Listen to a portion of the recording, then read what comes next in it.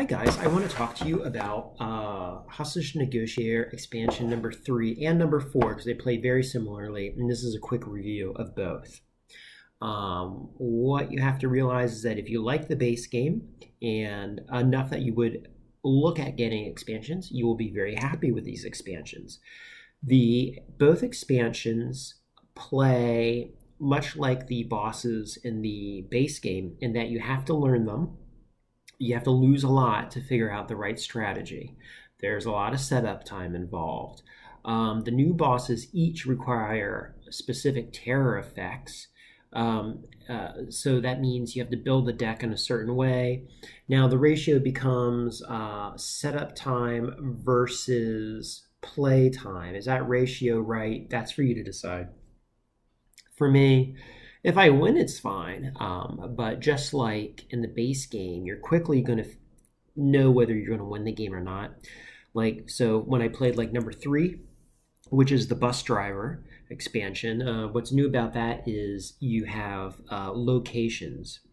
The locations are very damaging. And you have to stop the bus, which means stopping the effect of the locations. Okay. It's really brutal, and you're going to lose over and over, and then you learn how to use the cards. So there's a big upfront investment of time. Same with expansion number 4, the Stockholm Syndrome.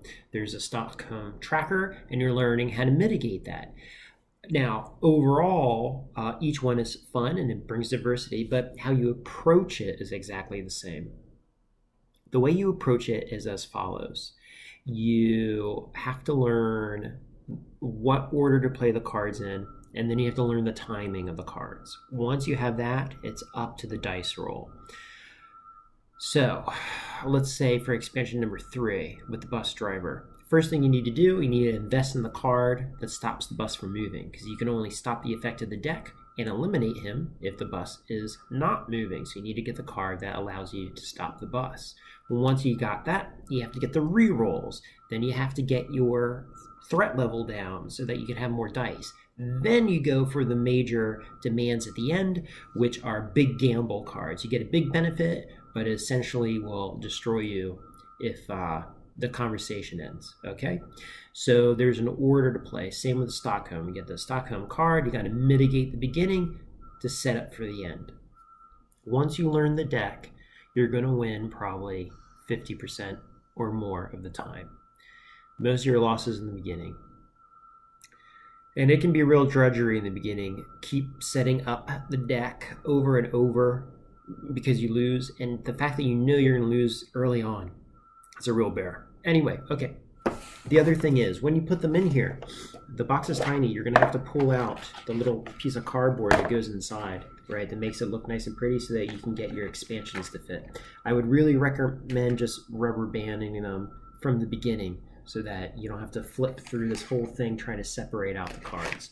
Also, you should do that because the instructions, for some reason, they talk about the bosses and the special instructions. However, the special instructions do not contain the, for instance, this here, the Lieutenant Jackson. Is this even the right card for this guy? Yeah, it is. Sorry. So I got the numbers backwards.